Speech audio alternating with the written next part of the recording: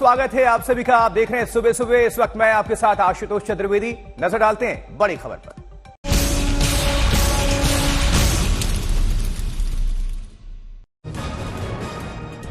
खबर दिल्ली से। MCD house में दिल्ली दंगल पार्ट 2 देखने को मिला, जहां आपस में भिड़ गए आम आदमी पार्टी और भारतीय जनता पार्टी के पार्षद। दिल्ली नगर निगम विवाद में बीजेपी पार्षद घायल। पार्टी ने आम आदमी पार्टी की आतिशी मारलेना को ठहराया जिम्मेदार। एमसीडी में हिंसा को लेकर केजरीवाल ने बीजेपी पर कसा तंज। कहा, बीजेपी गुंडागर्दी के अलावा कुछ नहीं जानती। वो एमसीडी की स्थायी समिति सोमवार को फिर से चुनी जाएगी। महापौर शैली ओबरॉय की घोषणा। आज सुबह भारतीय जनता पार्टी अदालत जाएगी। स्टैंडिंग कमेटी चुनाव दोबारा नहीं कराने की मांग। पंजाब अजनाला जेल से रिहा हुआ खालिस्तान समर्थक अमृतपाल का करीबी लवप्रीत तूफान। कोर्ट ने दिया था रिहाई का आदेश। अजनाला जेल से रिहा होने के बाद अमृतपाल और लवप्रीत तूफान विशाल काफिले के साथ स्वर्ण मंदिर में पहुंचे माथा टेकने। पंजाब अजनाला कांड पर बोले सीएम भगवंत मान। कहा, पंजाब में कानून व्यवस्था नियंत्रण में है। वारिस पंजाब दे के प्रमुख अमृतपाल सिंह खालिस्तानी विचारधारा पर कहा, यह एक विचारधारा है और विचारधारा कभी मरती नहीं। अजनाला की घटना पर भारतीय जनता पार्टी का मान सरकार पर हमला। मनजिंदर सिरसा ने कहा, पंजाब में 1980 के कांग्रेस मॉडल को लागू कर रहे हैं केजरीवाल। कांग्रेस का 85वां पूर्ण अधिवेशन रायपुर में शुरू हुआ। 2024 के चुनाव को लेकर तैयार होगी रणनीति। 3 दिनों तक चलेगा कांग्रेस का अधिवेशन। आज अधिवेशन का दूसरा दिन है। तीसरे दिन राहुल गांधी का संबोधन। रायपुर में कांग्रेस अधिवेशन में सुबह 10:30 बजे मल्लिकार्जुन खड़गे और सुबह 11:30 बजे सोनिया गांधी का संबोधन है। कांग्रेस के अधिवेशन में पवन खेड़ा पर कार्रवाई का मुद्दा उठा। कांग्रेसी नेताओं ने कहा कि भारत जोड़ो यात्रा के बाद डरी हुई है बीजेपी। कांग्रेस के अधिवेशन के चलते रायपुर में जगह जगह लगे राहुल गांधी के पोस्टर में मोहब्बत की दुकान वाला संदेश है। आज शाम 5 बजे दिल्ली के तालकटोरा स्टेडियम में प्रधानमंत्री मोदी बारिसु कन्नड़ दीम दिमावा सांस्कृतिक सम्मेलन का उद्घाटन करने वाले हैं। उपस्थित जनसमूह को संबोधित भी करेंगे पीएम। वहीं आज बिहार में केंद्रीय गृह मंत्री अमित शाह बीजेपी समर्थकों को करेंगे संबोधित। वाल्मीकि नगर से सुबह 11:30 बजे शुरू होगी रैली। वहीं आज पूर्णिया में मुख्यमंत्री नीतीश कुमार और डिप्टी सीएम तेजस्वी यादव करेंगे महागठबंधन की संयुक्त रैली। एमपी में रीवा के पास भीषण सड़क हादसा। 2 बसों में ट्रक की टक्कर से अब तक 12 लोगों की मौत। अस्पताल पहुंचेंगे सीएम शिवराज सिंह चौहान। केस चंद्रशेखर को पटियाला हाउस केस में किया गया पेश। जपना सिंह के केस में सोमवार तक बढ़ी ईडी की हिरासत। लखनऊ में सजा साहित्य आज तक का महामंच। बोले बाबा रामदेव, भगवा के साथ हुआ अन्याय। आरएसएस पर टिप्पणी के बाद वडोदरा में रद्द हुआ कुमार विश्वास का कार्यक्रम। 3 और 4 मार्च को होना था आयोजन। उप राष्ट्रपति धनखड़ का आरबीआई के पूर्व गवर्नर रघुराम राजन पर निशाना। कहा, कुछ लोग देश में काम करने के बाद विदेशों में भारत की छवि करते हैं खराब। मुंबई में उद्धव ठाकरे से मिले केजरीवाल और भगवंत मान। कहा, उद्धव ठाकरे शेर के बेटे हैं। पार्टी के विस्तार में जुटी आम आदमी पार्टी। मार्च में 4 राज्यों का दौरा करेंगे अरविंद केजरीवाल।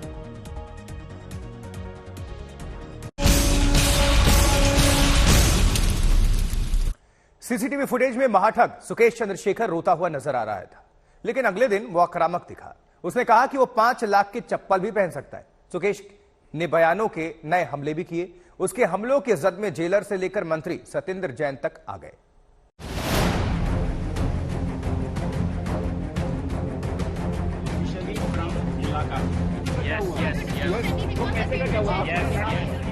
जो महाठग कल जार जार रो रहा था, जो महाठग कल दीवार के करीब खड़े होकर नर्वस दिख रहा था, जो महाठग कल हैरान और परेशान था, उसी महाठग सुकेश चंद्रशेखर का आज का अंदाज देखिए। आज वो बेखौफ है, मीडिया के धारदार सवालों के वैसे ही धारदार जवाब दे रहा है, अपने दावों को दमदार तरीके से सामने रख रहा है, अपनी रईसी का बखान कर रहा है, कह रहा है कि मैं 5 लाख की चप्पल पहनूं, किसी को क्या, मैं अफोर्ड कर सकता हूं। पहले कल सामने आई तस्वीरें देखिए। मंडोली जेल में ये महाठग कैद है और उसकी सेल पर छापा पड़ा तो पता चला कि ये हजरत लाखों की चप्पल पहने हैं। लेकिन उसी 1.5 लाख की चप्पल पर आज पटियाला हाई कोर्ट की पेशी के वक्त मीडिया ने सवाल किया, तो सुनिए महाठग ने क्या बोला।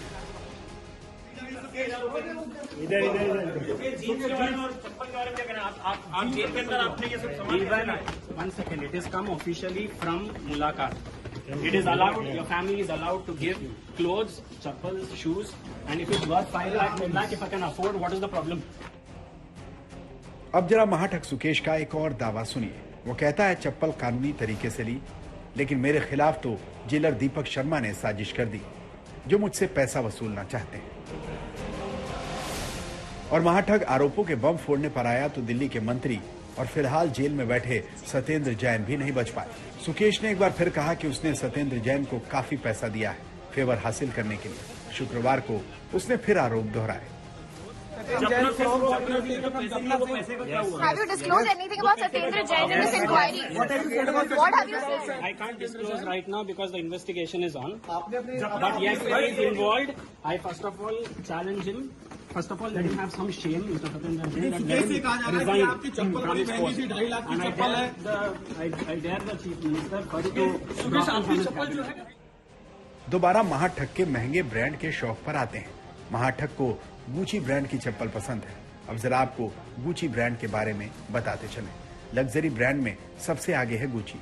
वैल्यू है 14 लाख करोड़। मूल रूप से ये फैशन हाउस है। गुची ने 1921 में इटली में इसे शुरू किया था। दुनिया में जितने के जूते चप्पल बिकते हैं उसमें 19% रेवेन्यू गुची का है। तो यही गुची महाठग की भी पसंद है। सृष्टि ओझा के साथ आज तक ब्यूरो।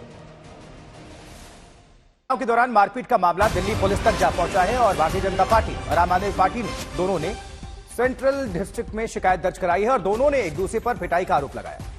अब तक एफआईआर दर्ज नहीं की गई है, सिर्फ शिकायत दर्ज हुई है। तो आम आदमी पार्टी और भारतीय जनता पार्टी की तरफ से थाने में दी गई है शिकायत, लेकिन इसको लेकर अभी एफआईआर प्रॉपर दर्ज नहीं, शिकायत दर्ज हुई है। दोनों पक्षों के पार्षदों ने एक दूसरे पर मारपीट का आरोप लगाया है और कल देर रात तक किस तरह से दिल्ली की जनता और देश की जनता ने देखा एमसीडी सदन से वो जो सीधी तस्वीरें आ रही थी मारपीट की। चलिए ज्यादा जानकारी के लिए हिमांशु मिश्रा हमारे सहयोगी हमारे साथ जुड़ चुके हैं। हिमांशु, आम आदमी पार्टी और भारतीय जनता पार्टी दोनों ही एक दूसरे पर आरोप लगा रही हैं कि मारपीट उनकी तरफ से किया गया। दोनों ने शिकायत दर्ज करा दी है, क्या जानकारी, क्या अपडेट?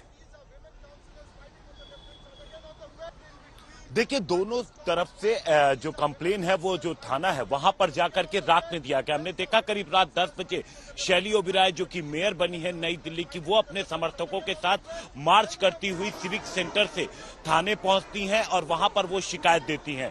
इसके अलावा बीजेपी की तरफ से भी शिकायत दी जाती है। इस पूरे मामले पर दिल्ली पुलिस का ये कहना है कि उन्होंने दोनों तरफ की शिकायतें ले ली हैं और साथ साथ अब दिल्ली पुलिस जो है वो तमाम जो फुटेज वायरल हो रही है जिसमें मारपीट के सारे जो दृश्य हैं वो कैप्चर हुए हैं, वो सारी जो दिल्ली पुलिस है वो कलेक्ट यानी एविडेंस कलेक्शन का काम अब दिल्ली पुलिस की तरफ से शुरू किया जाएगा।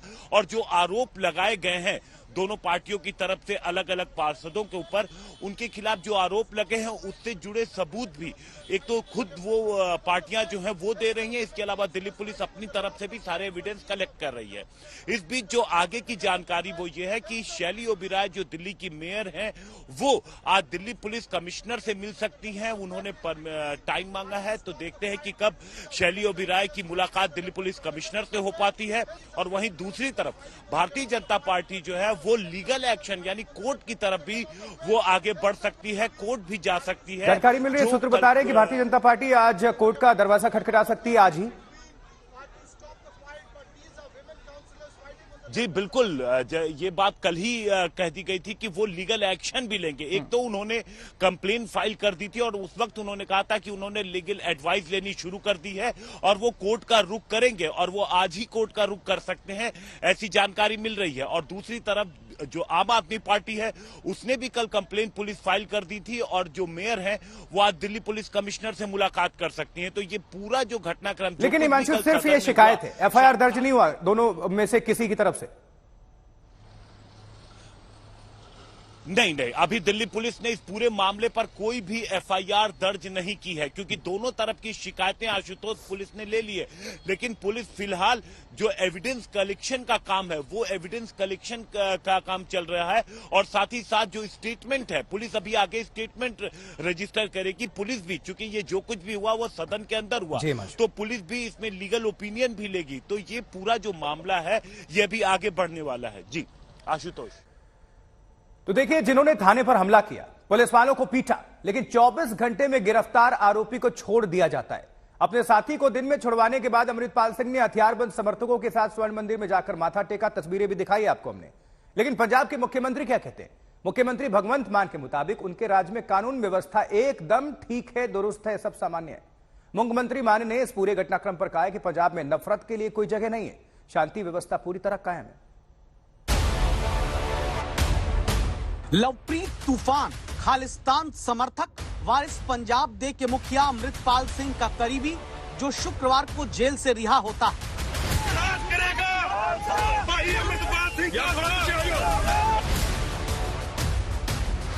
अमृतपाल सिंह वारिस पंजाब दे संगठन का मुखिया लवप्रीत को छुड़ाने के लिए कानून को चुनौती देता है।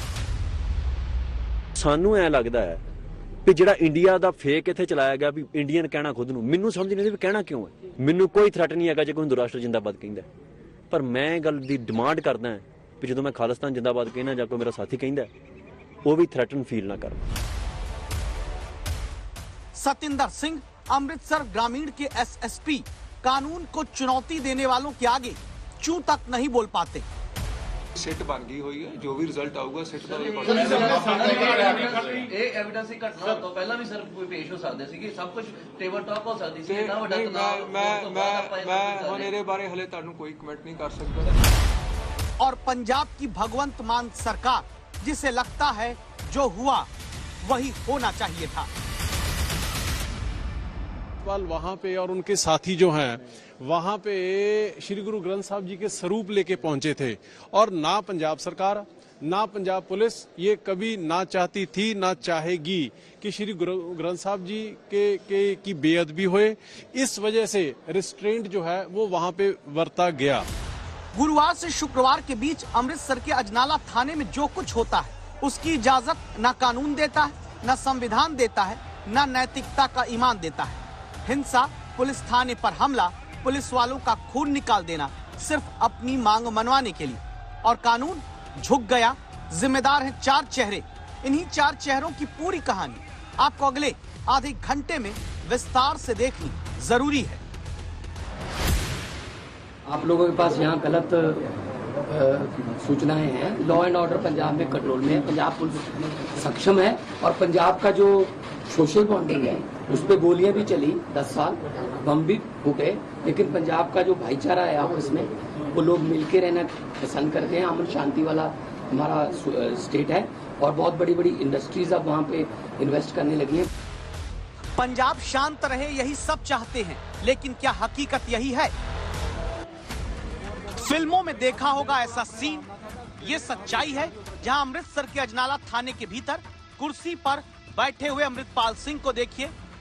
देखिए अमृतपाल सिंह के बगल कुर्सी पर इकलौते बैठे एसएसपी सतिंदर सिंह को, और देखिए अमृतपाल सिंह के साथ थाने के भीतर मौजूद उसके बंदूकधारी सुरक्षा कर्मियों को। देखिए अमृतपाल सिंह के सामने खड़े सिताराधारी पुलिस अधिकारियों को, जहां उंगली दिखाकर दावा है अमृतपाल सिंह ने अपने साथी को छुड़ाने के लिए गुरुवार को पुलिस वालों को चेतावनी दी। मैं कहने मैं मरनों नहीं डरता, जे कहीं जरूरत है कट के पिस्तौल मारो गोली में करते ही है। तुम ये काम तुम मैं दसो बंदे हथ लाया, मैनू लाओ हथ, आया मैं थाने च करो अरेस्ट जिन्हें करना है। थाने के भीतर खुद को गिरफ्तार करने का चैलेंज देने से पहले अमृतपाल सिंह के बुलावे पर आए सैकड़ों समर्थकों ने क्या किया था उसे भी आपको फिर से देखना जरूरी है। जब अजनाला थाने की तरफ हाथ में तलवारें, बंदूकें, भाला और लाठी लिए खालिस्तान समर्थक संगठन के सदस्य बैरिकेड को कुचलकर आगे बढ़े, थाने को चारों तरफ से घेर कर हमला किया। पुलिस वालों पर तलवार से हमला हुआ। आवाज सुनिए इस वीडियो में और सोचिए देश के थाने पर किस तरह से सुनियोजित तरीके से अटैक किया गया। गुरुवार को अमृतसर के अजनाला थाने पर 5 घंटे तक चले घेराव, हमले, धमकी और अराजक स्थिति का नतीजा शुक्रवार को दिखा, जब बरिंदर सिंह नाम के शख्स को अगवा करके पीटने के आरोप में जिस लवप्रीत तूफान की गिरफ्तारी हुई, अमृतपाल के उसी साथी को थाने पर हमला करके 24 घंटे के भीतर पुलिस ने कोर्ट से आदेश लेकर छोड़ दिया। बार बार सवाल पूछ रहे हैं लवदीप के बारे में जो इन्होंने एविडेंस हमें दिए हैं, उस एविडेंस के अकॉर्डिंगली वो वहाँ पे मौके पे नहीं था। तो ये कल ही उन्होंने एविडेंस दिए हैं विद द एप्लीकेशन, सो उसी बेस के ऊपर he is being discharged through honourable court. आम तौर पर होता ये कि कोई एफआईआर दर्ज होती है तो पुलिस प्राथमिक जांच करके साथ में आरोपी को गिरफ्तार करती है। गिरफ्तारी के बाद जमानत पर रिहाई अदालत से होती है। अमृतपाल सिंह के साथी लवप्रीत बादल की गिरफ्तारी में क्या हुआ?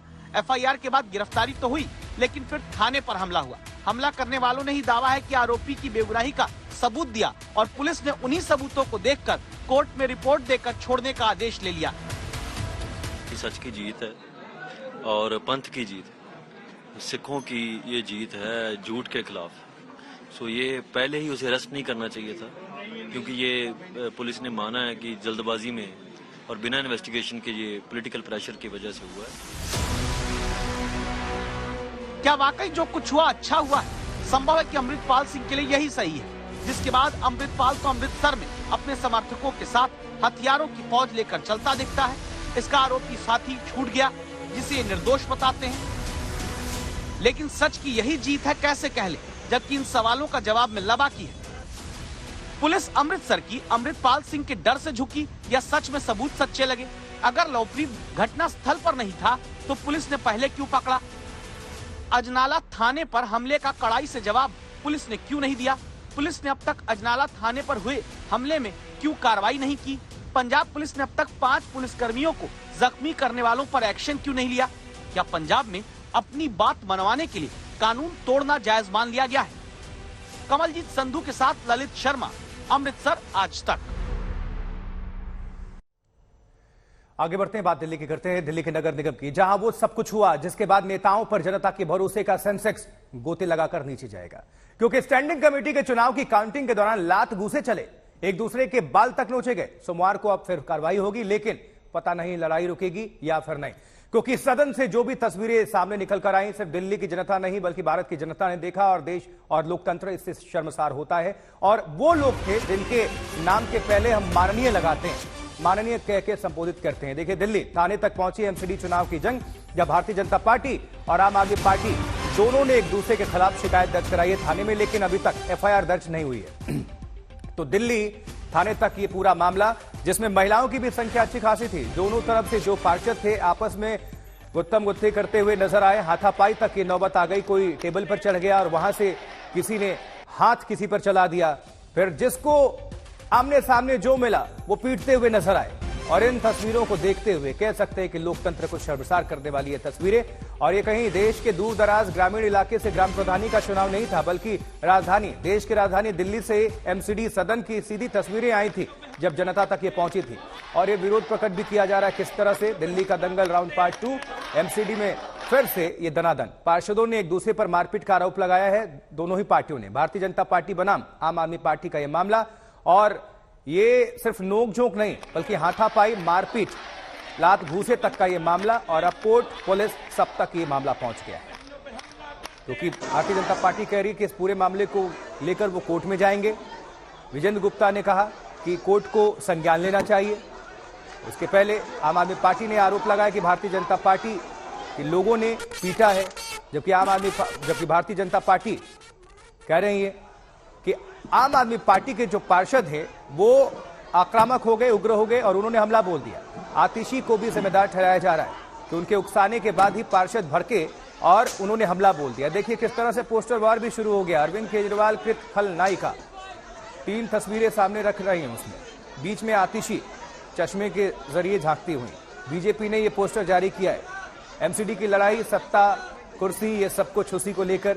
और एक भी चुनाव, चाहे वो एमसीडी का मुख्य इलेक्शन हो या फिर मेयर के लिए, डिप्टी मेयर के लिए और अब स्टैंडिंग काउंसिल के लिए, हर जगह दे दनादन। देखिए जरा ये लाल घेरे में शख्स को दिखा रहे हैं किस तरह से, हालांकि उसको बाद में पीट दिया गया। दोनों ही पार्टियां एक दूसरे के जो पार्षद है वो उन्होंने हाथ उठाया और मारपीट की। बहुत लोग चोटिल भी हुए, गंभीर तौर पर जख्मी भी हुए और एक महिला का हाथ भी कट गया था, जो कि जिसका हाथ लहूलुहान था, खून बह रहा था। उनका आरोप था कि आम आदमी के पार्टी के जो पार्षद हैं उन्होंने मारपीट की।